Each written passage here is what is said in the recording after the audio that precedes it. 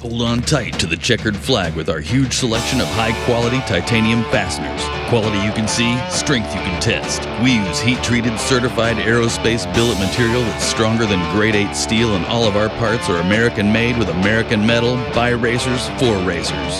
From micro, midget, sprint, and IndyCar to top fuel, tractor pull, and more. Visit our website to configure a custom bolt kit for your car, and we'll ship it to you in labeled bags. Smith Titanium. We winnovate. Racing is tough. It's not a sport for the weak, and the winning desire has to flow through your veins.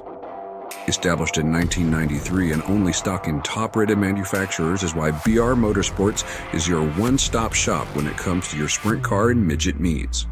Call us today at 1-800-328-3333 and talk to racers to get the right parts you need when you need them. BR Motorsports, the leaders in sprint car parts technology.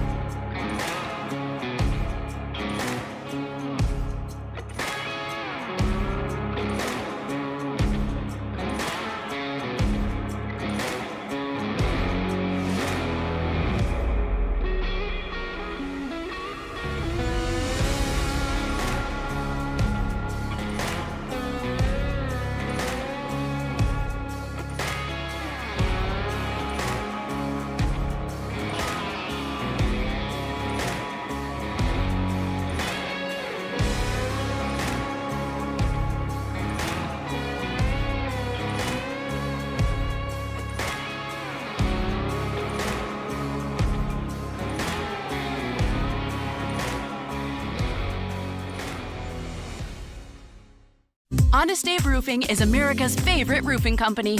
They took the time to discuss all of our needs. I couldn't be happier with my new roof. The best part? They came in under budget. Honest Abe Roofing helped us with their easy payment solutions, and now we can make low payments on the roof that we actually wanted. I guarantee you'll get the best price for your roof. That's what my ironclad lowest investment guarantee is all about.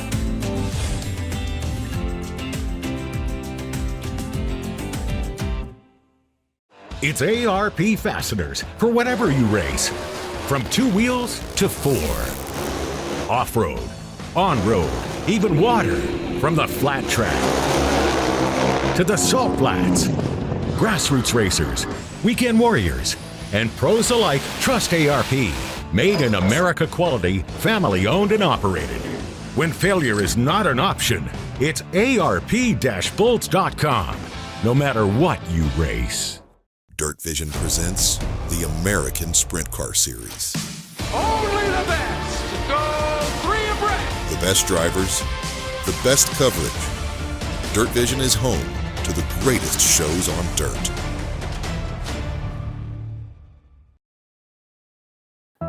The world calls it August, but sprint car fans call it Knoxville.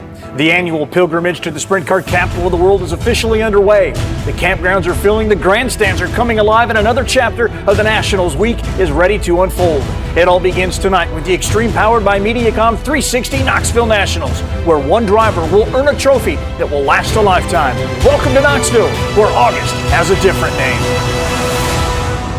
And is there any other place that you'd rather be? I say no, as we welcome everyone back to legendary Knoxville Raceway, where night number 2 of the extreme powered by Mediacom 360 Knoxville Nationals is ready to take center stage. Another loaded field is standing by, all with the same goal as those guys in the opener, earning points to race their way into the Saturday night finale. Just like it was on day 1, it is pre-race coverage from the DIRTVision studio that will get you started right. Hello everyone, I am Dave Reef, just a part of tonight's all-hands-on-deck family affair, because at Knoxville, everyone pitches in and everyone has a part to play. But before we catch up with all of those familiar DIRTVision faces, let's begin with highlights of last night's 20-lap opener, as the heat of August met with the heat of hot sauce Giovanni Scelzi. The result was 1 spicy drive, 1 Knoxville trophy, and 1 big smile in victory lane. Chase Randall, good start with the 9. He's going to try and slide through the middle, now to the cushion.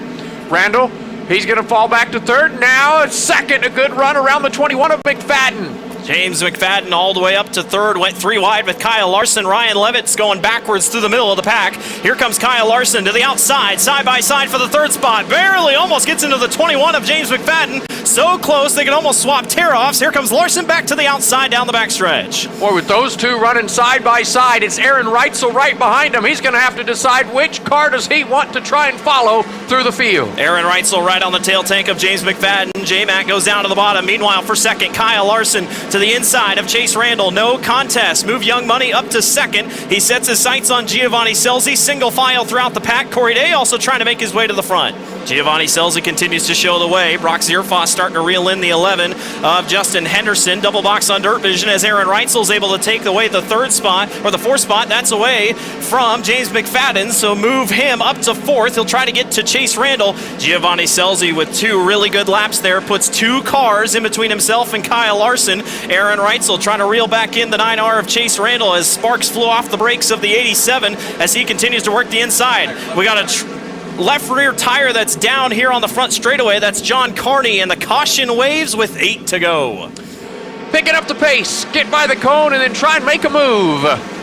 Larson follows Hot Sauce down into turn 1 and 2. Here comes Chase Randall to the outside. Chase Randall shoots out of a cannon, and Randall's all the way up to second. Caught the 57 sleeping. Now Kyle Larson tries to get back around the outside. They're wheel to wheel off of turn number 4. This helps Giovanni Scelzi as the 57 and 9 battle for second. Yeah, nice job. Chase Randall retaking that position that he had lost earlier in the race. Back to spot number 2 now.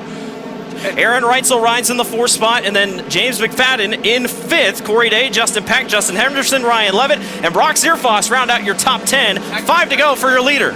So a good move by Justin Peck out on the restart. Justin Peck was able to get another spot. Larson is back into spot number 2, and Randall has dropped all the way to 4, Blake. Larson has got his hands full with Reitzel. Final trip around for the 77. Giovanni Scelzi will go off into turns 3 and 4. Reitzel will go after Larson for second, but off of turn number 4, Giovanni Scelzi takes night number 1 of the 360 Knoxville Nationals. Big move at the line for the 87, Aaron Reitzel. He takes second away from Kyle Larson at the checkered flag. Big win for Gio, whose dad, Gary Scelzi, the NHRA champ, was on site. But remember, it's all about points at the Knoxville Nationals. And from a potential to earn $500 between qualifying, heat, and feature finish, Aaron Reitzel was just 8 away from perfection and has positioned himself well for a run at a second 360 Nationals title. James McFadden is also a former winner. He's the only other driver in the 480s. Veteran Justin Henderson was relatively quiet in earning 478 as he outpaced Kyle Larson, race winner Giovanni Scelzi, and Chase Randall. A cut line that we figure will float around 450 when tonight's numbers are added in. We will see if Corey Day and Ryan Levitt will be good enough for the tail of the Saturday feature or if they will be headed towards the B main. Now officially we can move on to the second night of the 360 Nationals, where the back half of the 113 car field begins point collecting of their own. Although I am not Henry VIII, I'm not. I can promise though that as far as tonight's format goes, the second verse, it's the same as the first. A pill draw will determine the order of qualifying. 200 points will be awarded to the quickest and begin falling off by 2 points per position. Top 50 lock into 5 heats that each start with the first 3 rows inverted. The driver that wins each of the 8 lap dashes will get 100 more. This time, it's a 3-point fall off. Combined qualifying and heat points will then set up the feature lineups. Top 4 finishers in the C and B mains will advance to the next feature. The invert for the 20-lap A main, that's at 8. 200 points again go to the winner, falling off by 2. A perfect night can only be scored by the quick qualifier. If that driver also wins his heat and feature, that total will be 500. Now, for those that survived night number 1, congratulations to you. But if you think for a moment that last night's field set the bar, tonight's 57 entries might raise it even higher. They represent every generation, every style, nearly every path to get here. Champions, Knoxville legends, NASCAR stars, Hall of Famers, young guns, and proven contenders. Terry McCarl to Sammy Swindell, defending champ Rico Abreu, hometown favorite Brian Brown, veterans Kerry Madsen and Casey Kane, rising stars like Ryan Timms and Tasker. 5 former winners. It's a list of drivers more than capable of being this year's breakout story. And just to give you an idea of how competitive the 360 Knoxville Nationals is, and not just this year, but year over year, realize there have only been 3 drivers to win back-to-back years. Gary Lee Mayer, 1992-93, Billy Alley in 2004 and 5, and Shane Stewart, who actually rolled off 4 in a row. But since his last one in 2012, nobody has gone back-to-back. That is the driving force behind the defending champion, Rico Abreu.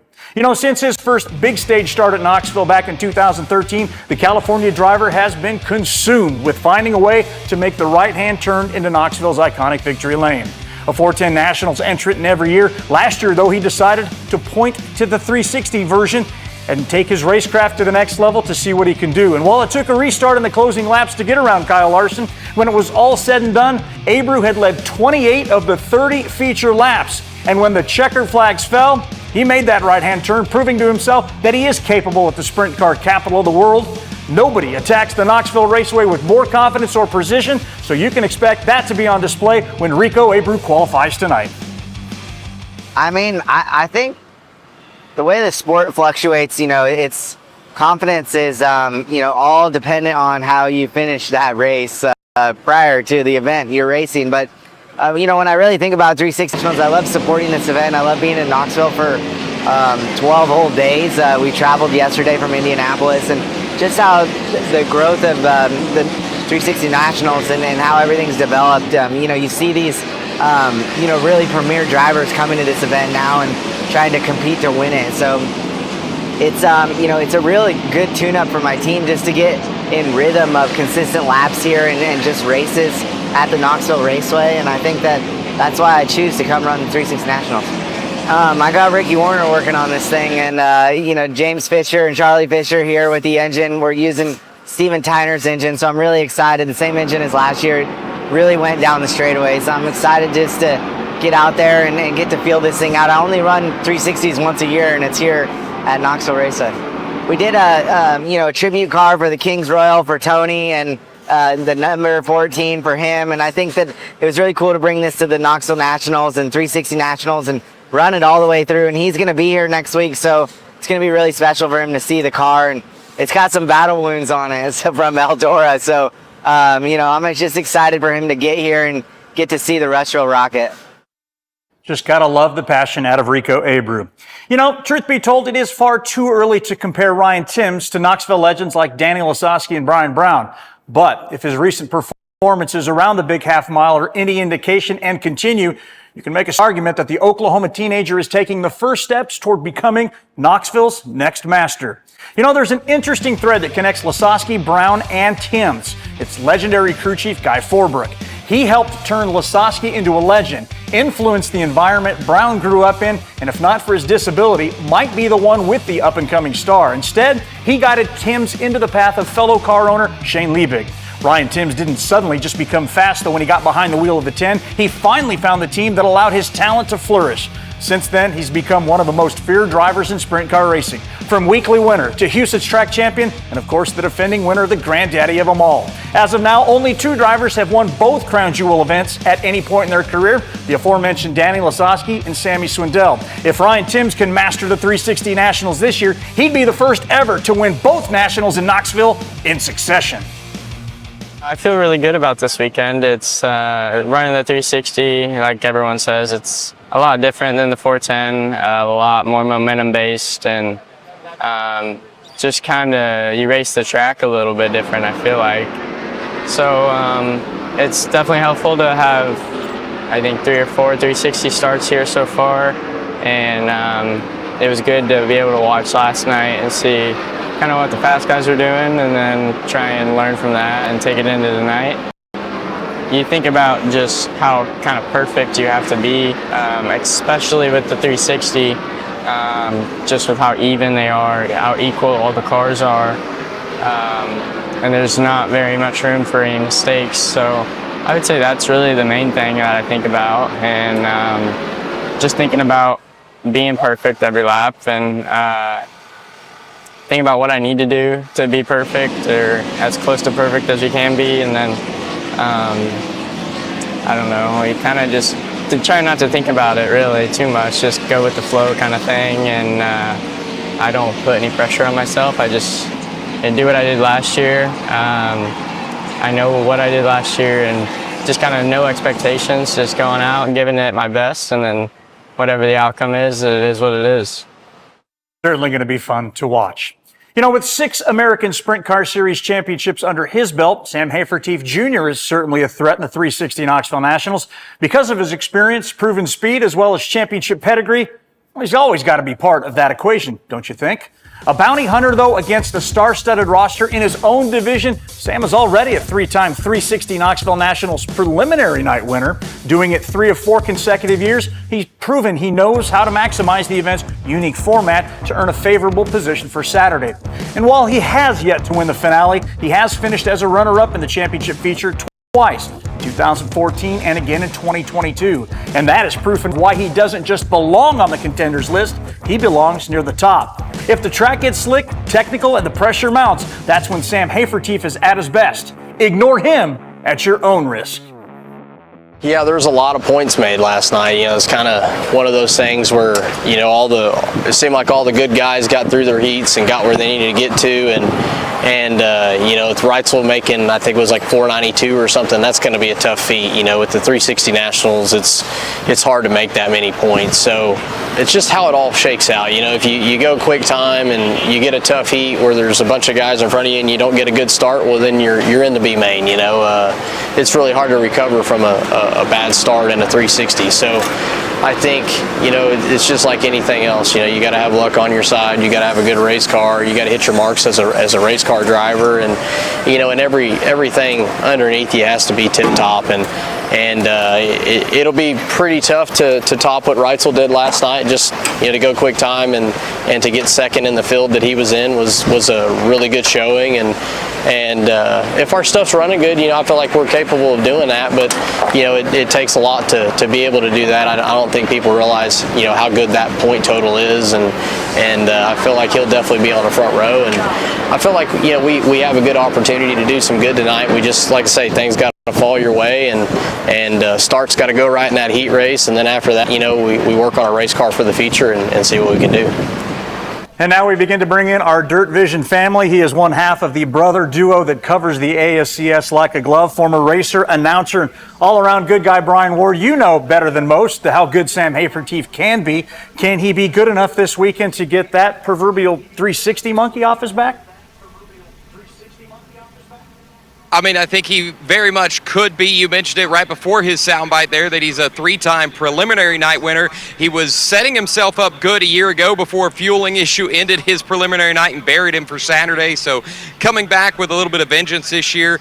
And last year he was really on a roll coming into Knoxville. He won 12 features with the American Sprint Car Series on the National Tour a year ago. This year he's only got 3 right now as we are already into the later half of the season here in August. So he's coming in hungry and strong, and I think he's got a good shot. He also got an excellent pill draw tonight. He'll be qualifying second. Well, that is good news for Sam Hafertepe for sure. An opportunity hopefully he can get after. Stuck at 90 wins. He's still 38 behind Gary Wright, but nobody wins these races at the clip that he does. If there is one thing, though, perhaps at Knoxville on the big half mile where he's got the steam, the question is, can he be aggressive enough? Because it seems like this race has certainly kind of developed its own required shoulder space and elbow space, if you know what I mean. I do think that Sam is one of the best drivers at navigating traffic on our national tour. He shows that night in and night out. Once he's up front and catches up to the rear traffic, whether he's leading the pack and works their way through and puts lap cars in between himself and second or third place, or if he's chasing someone down, he can watch what the leader's doing and then make a different evasive move and really reel in those front runners. So he's pretty good at making the quick decisions. So I don't think he will struggle too much here on the big track, making the moves and getting through traffic. Plenty of crowning achievements in his career. If he can get the Knoxville 360 Nationals crossed off that list, that would be certainly a big feat for Sam Hafertepe Jr. Let's talk about some of the other guys. We had an opportunity to kind of chat briefly via text earlier. A guy you're watching tonight, Brady Bacon. They call him the Macho Man. He's a 4-time USAC National Sprint Car Champion that actually is pretty darn good without a wing in Knoxville, isn't he?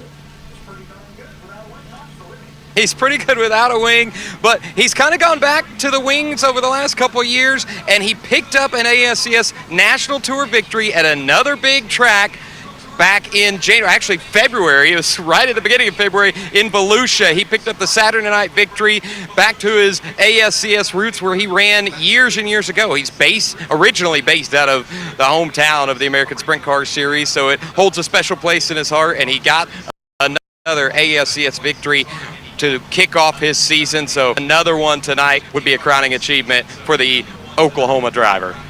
Like what our banner says there, can Brady Bacon wing it at Knoxville? He certainly can. He's adapted to that wing quite well. I want to ask you this question, though, because he is certainly adaptable to different track conditions. He's shown that throughout his entire career. But if the track gets technical, that almost is kind of when I think Brady Bacon becomes comfortable, because he is a very good driver and he is able to take advantage where others are struggling a little bit. Your thoughts? I mean, I agree with that. I do recognize that he had so much experience in the non-winged cars, and that racecraft is a lot different than when you have the wing kind of pushing you down, planting the car a little bit differently. But he's so diverse as well. You know, he runs the micros as well at the shootout, and he comes from a background of some micro sprints. He gets in the midget, so he's versatile. He can hop at different vehicles and adjust his racecraft. So I don't think having the wing on tonight is going to affect him or, be a spot that puts him behind the competition. I think he'll be able to pick it up really quickly, and he will be one of the top contenders. The only downside that he's got tonight is he's on the back row. He is going to be qualifying 32nd in the group titonight. The other drivers that I was going to highlight are all on the front row and have an earlier qualifying run. So can he capitalize and maybe do good with the racecraft when the track changes a little bit deeper in the qualifying run? Well, third in 2012, relatively quiet since then, but as I mentioned, nobody at Knoxville without a wing has won more than Brady Bacon, so why not with the wing? Let's move on to a Washington racer that's really kind of coming into his own. We're talking about J.J. Hickle, kind of quietly hanging in the background, but as of the last month, J.J. Hickle is quiet no more. Yeah, he's been having some really strong runs. I was here in Knoxville back in April with the Outlaws and got to talk to him and watched him do pretty well here, so it's exciting to see him kind of where he feels very comfortable. And he's one of those front row drivers. He's going to be qualifying 20th, so he's kind of the front half of the pack, and he's got some more laps here, some more experience. He's been making a lot of runs here at Knoxville, so I think he has a slight advantage with what he's been doing earlier on in the year, coming in with some confidence and some good experience for 2026 here. 60 category at Knoxville on July 4th, backed it up again on July 11th, but I want to take you to where perhaps he's at right now. Again, you mentioned you were a race car driver. If this stuff's tough, if we're easy, we'd all be doing it. I've sat in a race car long enough to know that, yeah, it may not be my forte because there are a lot of things that go on just up here inside of your headspace, but right now his is clear. So when you get to that point as a race car driver, what's that revelation like? How freeing up is it for a guy to finally find that sweet spot?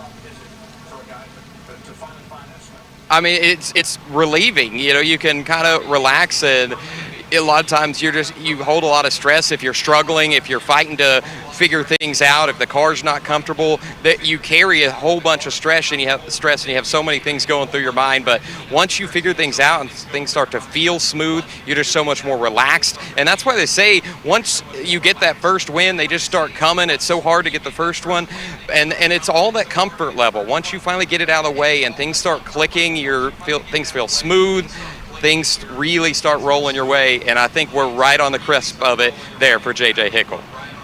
How he handles it, but again, it seems like he's got this vertical curve going right now.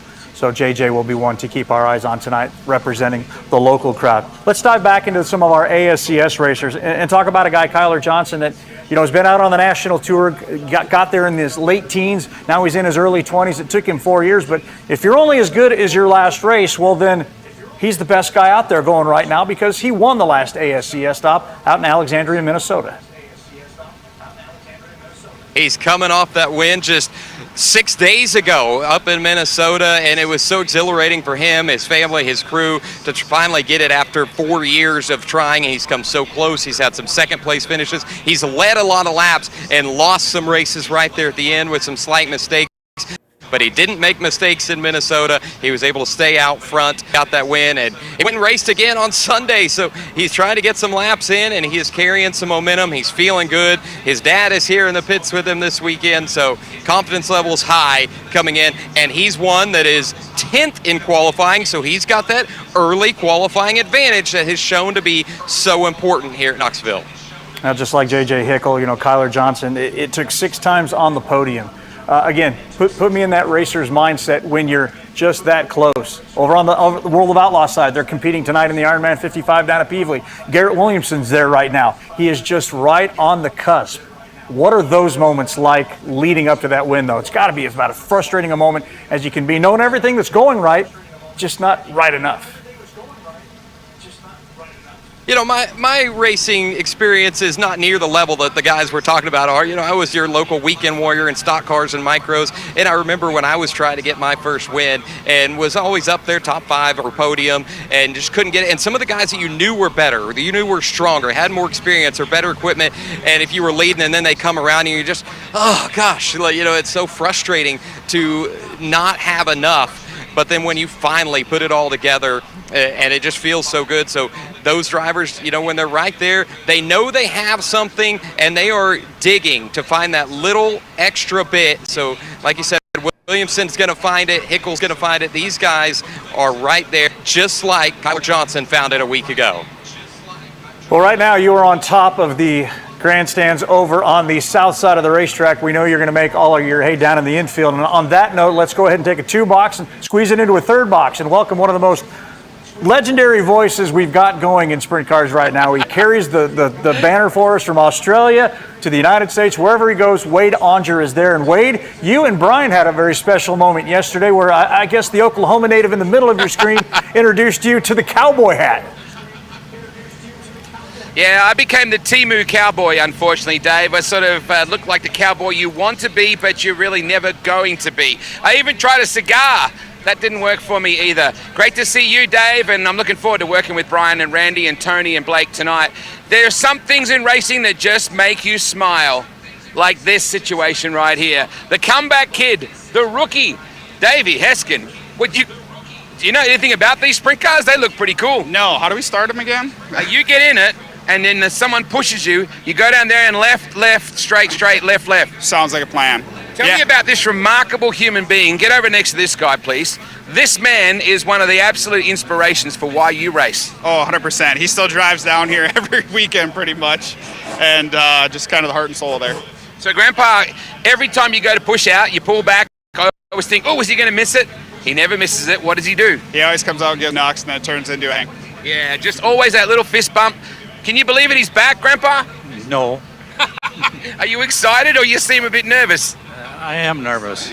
Yeah, well, he's nervous too. You're bouncing around with all that nervous energy, but Hesco, it's like riding a bike at 130 mile an hour. Yeah, I'm excited for hot laps here. It should be a fun night, and hopefully we can just be relatively fast. You know how Formula One drivers show up, and Lewis Hamilton usually has some kind of exotic apparel and stuff?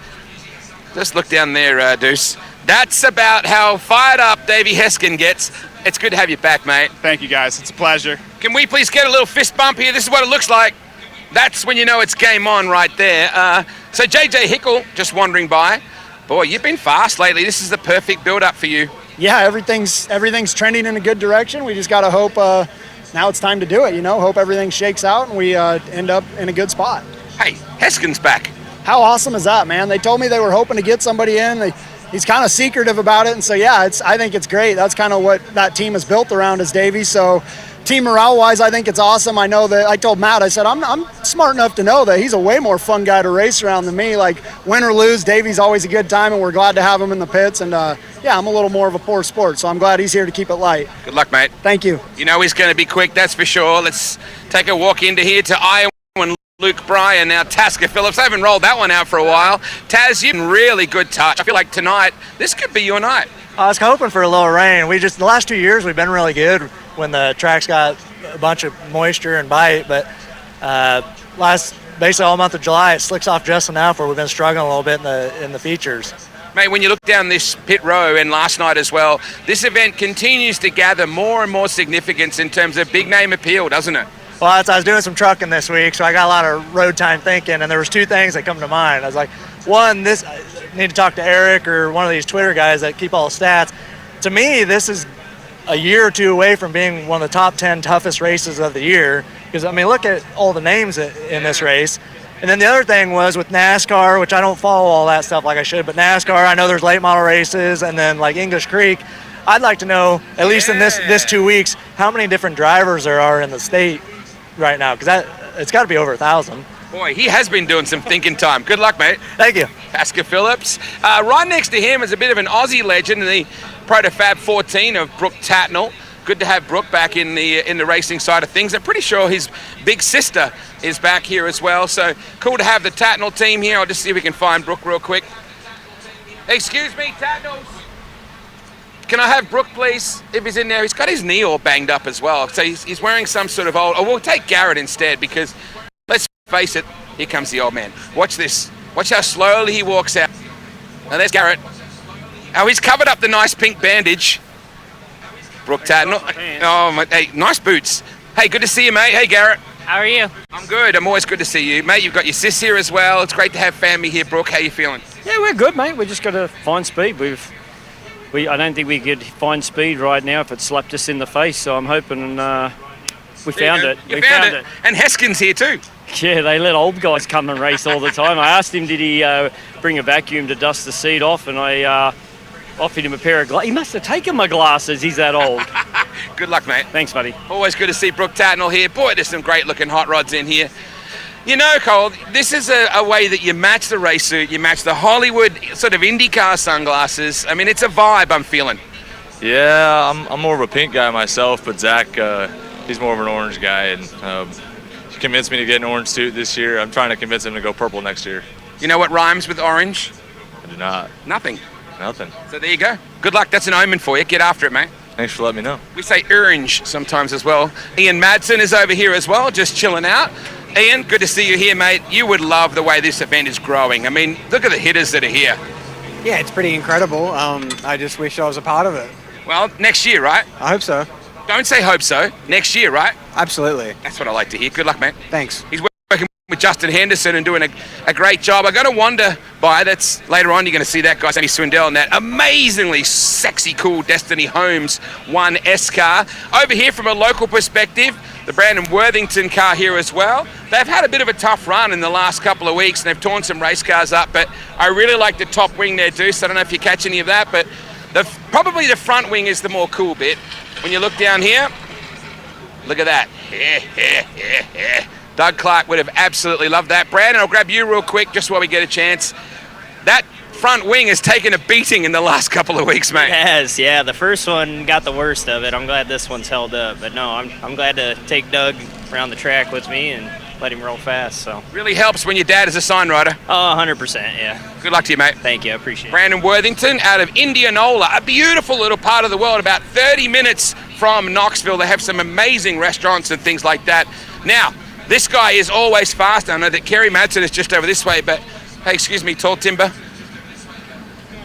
What is going on with you, Cam Martin? You doing your own work here? Yeah, I try to pretend like I know what I'm doing sometimes. Hey, you're in good speed too. I feel like you have a big chance to rattle an A main here.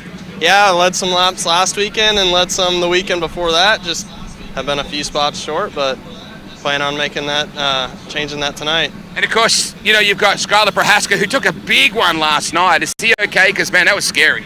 Yeah, he's all good, and we're ready to shift our focus to the rest of the weekend and into next week. Good luck to you, mate. Thank you. Cam Martin, one of two Martin brothers that race, and well, this thing just looks fast, sitting still. It's iconic, the 55 TK concrete car. Kerry Madsen is, of course, the pilot of this car.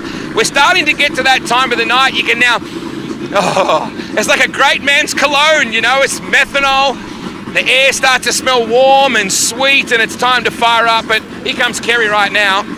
Oh, Scott Boguski just walked in the shot at exactly the right time. Good to see you, mate. You too, mate. How are you? So mum and dad are here, I'm guessing. The family, I saw your sister before. I love the way they get around you, Scott. Yeah, no, it's great. Emily hadn't been here for 7 years. I got my nephews here, so I'm in pretty good mood this week. Good luck, mate. Thank you, appreciate it. Always good to see him, and have a look at the Flash race suit as well. This might be One of my favorite race suits of yours, Kerry. I guess it's pretty flash. Yeah, it's really nice, yeah. It's like a luge suit, like you could be in the Winter Olympics. Yeah, no, the guys done a great job, and I don't know. Why is your focus on the 360 Nationals, Kerry? It's clearly getting bigger and bigger. Well, obviously we live here, and I mean, if you're not going to go Pevely, and it's kind of nice to be here all weekend, and obviously the event's getting bigger and bigger, and you know, I didn't realize what a special race it was, and I won it in 2020, and you kind of kicks in how cool a race it is, so it'd be nice to get one. I was talking to John McCoy during the week, and I said, why Knoxville? Why is this the center of the world for so many people? And he said, you've only got to look at the amount of Aussies that have moved here. Not so much for the food and the people, it helps, but this racetrack. Why is it so special, Kerry? For me personally, it was the first time I come here, I didn't have to explain what a sprint car was. You know, you live in Western Sydney, or what do? And you're like, well, you know, them things with wings, and you come here and the whole town's about racing, and you know, the facility, just everything about it, and next minute, you know, you're still here. So if I said to you, you're going to win this thing tonight, could you quote me one of your favorite movies in Dodgeball about what the announcer might say at that point? Stock the cooler up. Yeah, that's a bold strategy, Cotton. Yeah. Good luck, buddy. Thanks, mate. Always great to see the madman. This will be Doug Rankin, his crew chief right here next to me, who loves doing interviews. Bye, Doug. He's an epic spanner, man, that is for sure. This is the time I love. Now, do not pass go. This is Cam's brother Chris, or Chris's brother Cam, whichever way you want to do that. Hey, you've been in good touch. How do you feel like your bro's going to go tonight? I think it's going to do great. You know, the last couple of weeks, he's been timing in real well and racing a whole lot better. So I think he's definitely got his mojo right. So we'll see what he can do. I love the way you guys support each other. It's very much like the Selzy brothers. Yeah.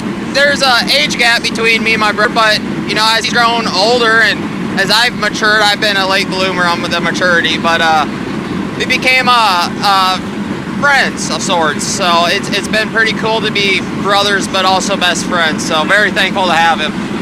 Nobody stands on a cow better than your kid brother. No, that's for a damn fact. Good luck, mate. Thank you. Good to see him here as well. So we're starting to do engine heat. As you can see, this is my favorite time of the night. We're starting to roll cars out, the push trucks. Have a look at these guys. And Dave, this is the most beautiful push truck in all of Knoxville coming by right now. That's Dave. Look at that gorgeous Ranger. Not a speck of rust on it. He's 80 years of age, that man. That's his daily driver. It's immaculate, and it just gives you an idea of the passion of the Knoxville Push Truck Club. Boys, it is going to be an amazing night. I can't wait. It's the sprint car capital of the world. Night 2 of the Extreme by Mediacom 360 Nationals, presented by Great Southern Bank. Let's go. Wade, how in the world do you do it? Back and forth across the pond, you've got so much energy, the depth of knowledge is there. And correct me if I'm wrong. You're overseas, down under, in December, yet I'm at home working on my bathroom listening to Sirius XM. And did I actually hear you call in and request what you wanted to hear on heavy metal, on the hair metal channel? I did hear you, didn't I?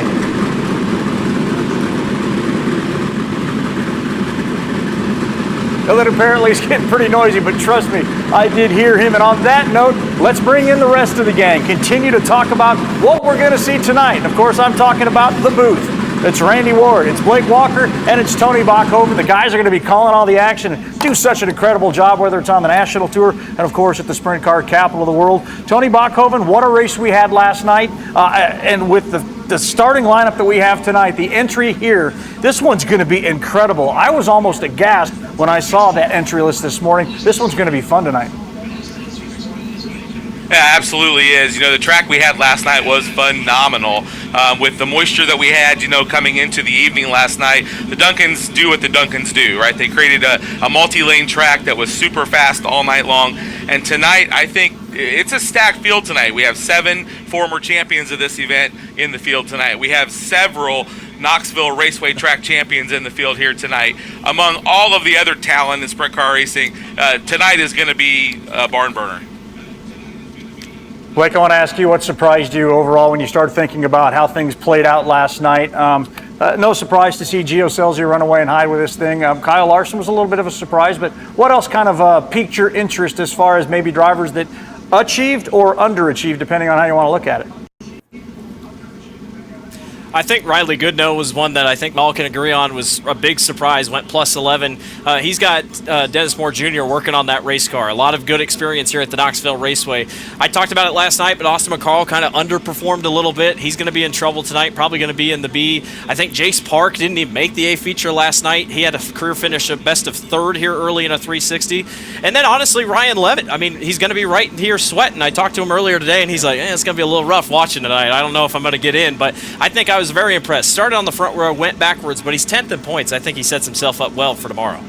Well, you mentioned points. Let's go ahead and kind of show them to you now as we have them heading into tonight, keeping in mind there's an entire second set of points that are going to be added to these. We'll shuffle the deck and see where they're at the end. But you mentioned Ryan Levitt. He's down there in that number 10 spot right now. It was Aaron Reitzel that was as close to perfection as you could be tonight as he grabbed 492 points. But if you're in the top 10, you figure like you're in a pretty good position, Randy Ward. But from drivers 11th on down to 20th, you don't know if that's going to end up being a B main or if it's going to be a C main. So there's a lot at stake tonight, depending on if you're racing or if you're just sitting there waiting to see where you're going to end up. Yeah, those guys in 10th, 11th, 12th in points, they're really hoping for a bad racetrack tonight, for no one can gain points, because they want their points from last night to hold up good enough to maybe sneak in the back of the A feature or the front of the B if they have to. So they're really hoping for a different kind of racetrack than we had last night, because that racetrack last night allowed for a lot of points to be earned, with Aaron Reitzel getting the most points anybody's gained in quite a few years here on the 360 Nationals. You know, and Tony, nobody's seen this racetrack more than you over the past 30 years as you celebrate that iconic year. But, you know, we go back to the days when guys like Lee Nelson, Larry Pinnegar, and the aforementioned Dennis Moore Jr. were driving this thing. It's incredible what the 360 Knoxville Nationals has become. It's incredible, really, what the entire first 2 weeks of August has become, not just at Knoxville. We're going to go over and do the Oskaloosa thing with Terry McCarl on the Front Row Challenge, and you had Jerry Van Sickle on last night. We're going to get sprint cars back in Marshalltown. Is there a better time ever in our lives to be a fan of sprint car racing than right now? Boy, if there is, Dave, I wouldn't know when it was, because, you know, we've got 10 consecutive nights of sprint car racing with the addition of the Tuesday night show at Marshalltown. And some of those guys that you mentioned, and I think back to when Cappy brought this idea forward and they stack it on the front of the Knoxville Nationals. And for sprint car fans, this is the overload, right? This is exactly what you want. And what impresses me the most, Dave, is the caliber of the cars. Back when I started, there were probably some haves, and then there were a whole bunch of have-nots, perhaps. Tonight and the rest of this week, it's a very even field. It's hard to pick, you know, who. If I had to pick my top 5 tonight, I'd struggle, because there's 15 guys that really could be a top 5 finisher tonight.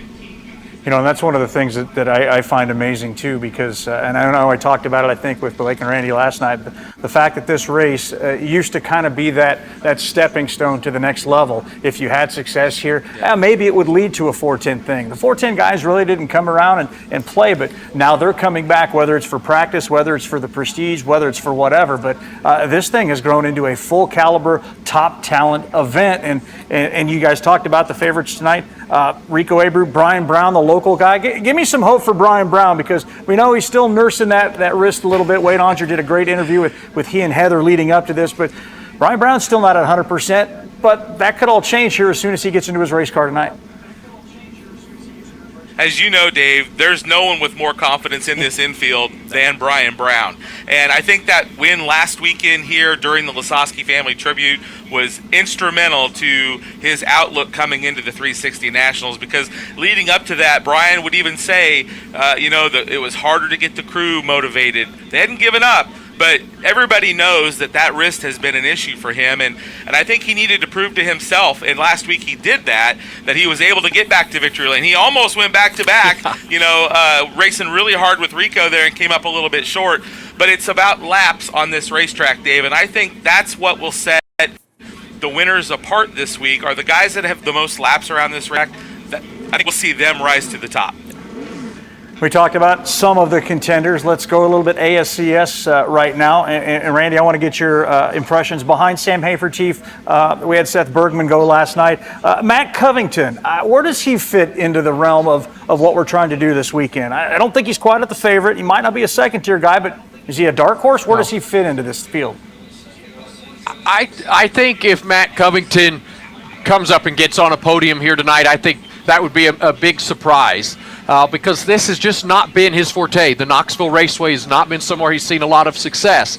He has been here a couple of times this season trying to work on it and get his car better for this race right here.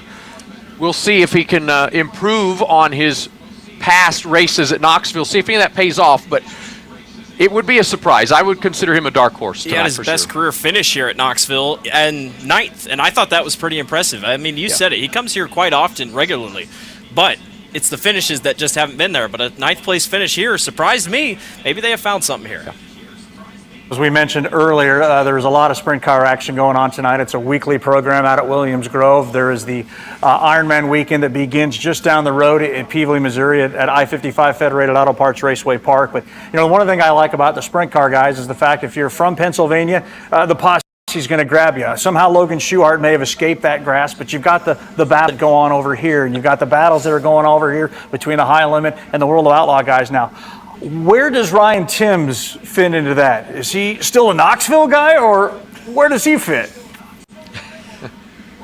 I think he's almost a true outlaw, would you say, or a Midwestern outlaw, if you will. Obviously has been so dominant here at Knoxville, and then at Huset's, and then up at Jackson, and then obviously then he goes out to Port Royal and wins the Tuscarora 50. But I think Ryan Timms is right where he needs to be. I think they have taken him at a great pace. They haven't pushed him on a tour, and he's out here, and he's won the Knoxville Nationals. And Tony and I were just talking about it. You mentioned it earlier. Be the first driver ever to win in consecutive years both the 410 and the 360. He's just 19 years old. I mean, that is unbelievable to think about, Tony. What we're seeing is a guy that knows his place, knows that he needs to keep growing, and he's still learning every single week here at Knoxville, and you and I see that. Yeah, and I think the other thing is I don't believe he's in any hurry to make a big jump to go to one of the major touring series. I think he and his team are laser focused on, first of all, this year winning that Knoxville Raceway Track Championship. We saw him come back from Eldora to make sure that he didn't miss a Saturday night here because the points are pretty close. Now, obviously, we're going to claim him as one of ours when it comes down to being a Knoxville regular or not. But I think, you know, we'll see over the next couple of years, perhaps, Ryan start to branch himself out. But I think that's what's made him so successful. To your point, they're not rushing. If you look at why he's been successful on the racetrack, we were talking before the show here tonight, he is the most patient driver in the infield. He gets faster in lap traffic because he's not pressured to make a move. He's got the race car underneath him. They got a great engine program. To your point a little bit ago, he easily, I think, could go back-to-back. You know, just how big is this race getting? I mean, the star-studded field we have tonight. Guys we haven't even talked about yet. Anthony Macri, now a two-time Kings Royal champion. We've also got Parker Price Miller in the field tonight. You've got Casey Kane. Again, this thing just reaches across all boundaries. So it's going to be a fun night tonight. Tony, nobody's seen this racetrack more than you. What kind of a track do you think we're going to have tonight? How did it handle the overnight track preparations, and what has it seen today? A lot of sunshine, I assume. Well, as you know, Dave, the Duncans were out there right away last night. As soon as the races were over, the graders were on the racetrack. We've had a nice day. I'd say the last hour and a half, it's gotten a little bit overcast. I think we'll have a very similar track to what we had last night. We started out a little bit heavier than we will tonight, but I think come feature time, we'll see another really consistent two-lane racetrack. Have a nice heavy bottom for guys that want to get on the bottom and lock it down. So I think it's going to be just as good as last night, and I think with the weather conditions, the temperature has come down. It's not horribly humid today. I think we're in for a good one. Well, we definitely look forward to what's going to happen here momentarily. We're going to step away and let Randy and Tony and Blake get in position. Thank you guys for all your hard work. And, of course, I don't want to mention a name I didn't forget, and I don't want to be mad at me. Tyler Courtney is also qualifying tonight as well. So it is go time. And on that note, we're going to go ahead and let you guys get turned around and get set up because we know we got a big night coming your way here on Dirt Vision. We are so glad that you are here to do it with us. The great pre-race show is only going to lead to a great Friday night as it's on to the Extreme powered by Mediacom 360 Knoxville Nationals. Hot laps on the way when we come back from this commercial break.